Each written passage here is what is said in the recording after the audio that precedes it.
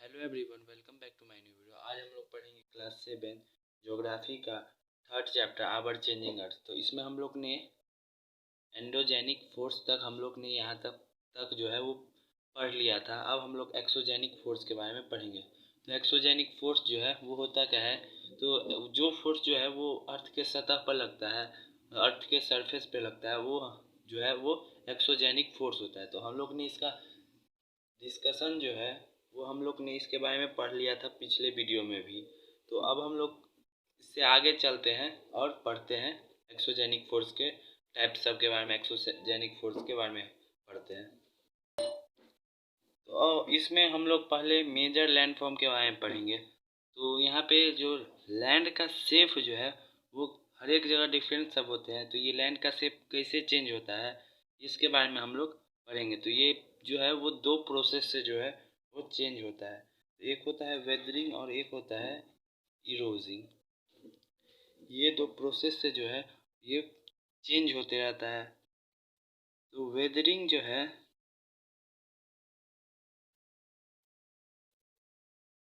और इरोजिंग, ये दो प्रोसेस हो गया। तो वेदरिंग में क्या होता है, तो यहाँ पे वेदरिंग का डिफाइन दिया गया है। Weathering is the breaking of the rocks on the earth surface.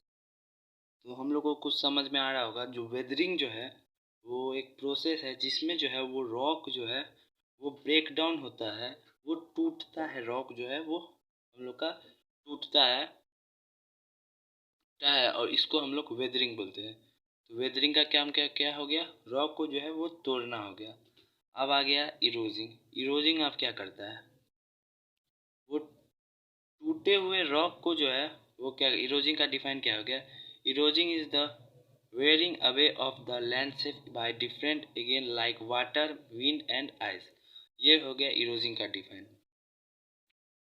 तो वेदरिंग का काम क्या हुआ, जो रॉक को तोड़ना है।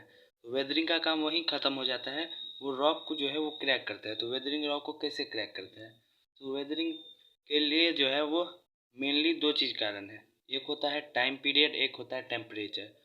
तो टाइम पीरियड मतलब वो पत्थर जो है, टाइम पीरियड का मतलब वो पत्थर कितना पुराना है। टेम्परेचर हो गया वो कितने टेम्परेचर सह रहा है। तो मतलब जैसे कोई पत्थर है वो बहुत ज़्यादा टेम्परेचर सह रहा है, बहुत दिनों से सह रहा है, तो वो पत्थर में जो है वो क्रैक आना लगेगा। तो क्रैक आएगा, वेदरिंग का बस इतना काम है, जो पत्थर में क्रैक लाना है। वो पत्थर में जो है क्रैक आ गया, अब काम आएगा इरोजिंग का। इरोजिंग क्या करेगा, इरोजिंग एक प्रोसेस है जिसमें क्या होता है, वो टूटे हुए पत्थर को जो है वो एक जगह से जो है वो दूसरे जगह ट्रांसफ़र करता है। तो वेदरिंग का काम क्या हो गया, वो पत्थर टूट गया है, अब उसको छोड़ दो। अब इरोजिंग का काम है उस पत्थर को जो है वो एक प्लेस से जो है वो दूसरे प्लेस ला जाए। तो इसमें क्या क्या काम आता है, आता है वाटर और विंड एंड और जो है ये आइस। इसमें ये तीन जो है वो काम आता है इरोजिंग में। ये तीन चीज़ से जो है वो इरोजिंग होता है। तो वाटर जैसे, अब क्या हो गया, विंड क्या करता है, सबसे पहले पत्थर टूटा जो है वो जिसमें क्रैक आया उसमें उस पत्थर से टकरा के क्रैक हुए पत्थर को जो है वो बड़े पत्थर से जो है वो अलग करता है। अब वाटर क्या करता है, उस पत्थर को जो है वो पानी अगर होता है बारिश, तो उस पत्थर को वहाँ से लेके वो चला जाता है, वो पत्थर हट जाता है वहाँ से। तो ये प्रोसेस होते रहता है इरोजिंग में।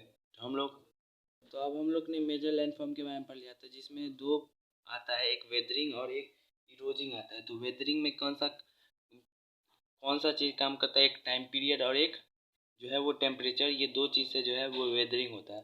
और इरोजिंग में क्या काम करता है, एक रिवर बोल रहे, वाटर, विंड एंड आइस, ये तीन चीज़ जो है इसमें काम करता है, तब ये इरोजिंग होता है।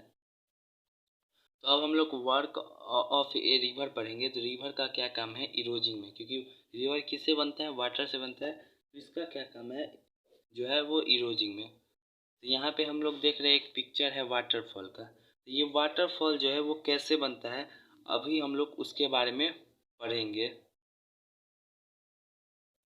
तो हम लोग इसके बारे में पढ़ेंगे, तो इसके लिए हम लोग को जो है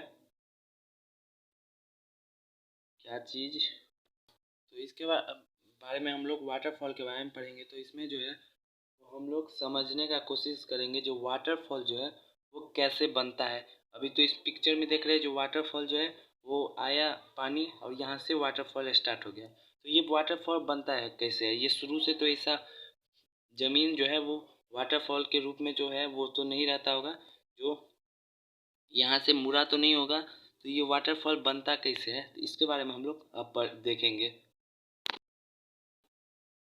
कि हम लोग इसमें देखेंगे कि वाटरफॉल जो है वो कैसे बनता है वाटरफॉल।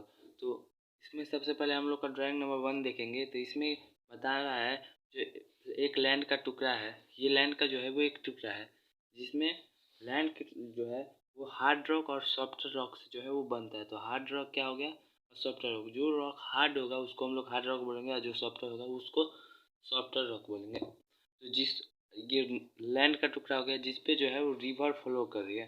अब रिवर फ्लो करना स्टार्ट हो गया, अब धीरे धीरे रिवर फ्लो कर रहा है। तो रिवर क्या करता है, हार्ड रॉक को किने वो काट नहीं पाता, उसको ले नहीं जा सकता है। तो उसे ही जो है वो सॉफ्टर लॉक रॉक को जो है वो धीरे धीरे ले जाता है अपने साथ, जो है वो सॉफ्टर रॉक को ले जाता है। तो इसे ये जो माटी है ऊपर का सॉफ्टर रॉक का वो धीरे धीरे हट जाएगा और वो कुछ इस शेप में आ जाता है। सॉफ्टर रॉक का माटी जो है वो कुछ इस शेप में आ जाता है। तो वो धीरे धीरे और जो है वो सॉफ्टर रॉक को काटेगा। तो सॉफ्टर रॉक इस शेप से जो है अब इस शेप में आ जाएगा।